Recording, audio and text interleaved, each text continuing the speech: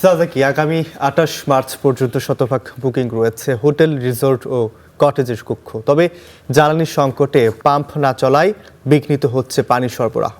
বিপাকে পর্যটক সহ ব্যবসায়ীরা। মেঘের রাজ্য খ্যাত সাজেক ভ্যালি দেশের অন্যতম জনপ্রিয় পর্যটন স্পট। ঢল নেমেছে পর্যটকদের।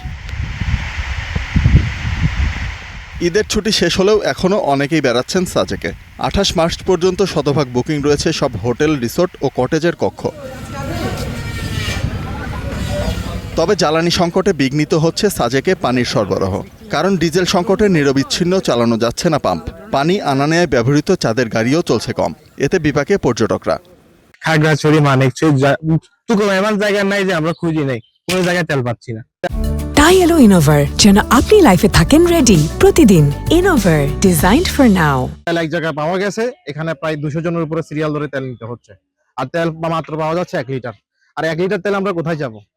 হোটেল, রিসোর্টগুলোতে পানির সংকটে বিড়ম্বনায় ব্যবসায়ীরা। ক্ষতির সংখ্যায় তারা। মানে কয়েকটা ফার্মে ঘুরে ফিরে দেখলাম কোনো তেল নাই।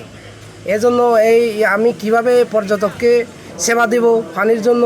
পানি যদি সাপ্লাই দিতে না পারে টুরিস্টের আমরা নিয়ন্ত্রণ কীভাবে করবো? 2-1 দিনের ভিতরে আমাদের কোনো পর্যটনে পানির সরবরাহ সম্ভব হবে না।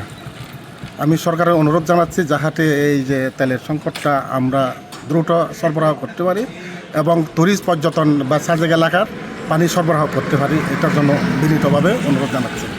উপজেলা নির্বাহী কর্মকর্তা বলছেন, সমস্যার সমাধানের চেষ্টা চলছে।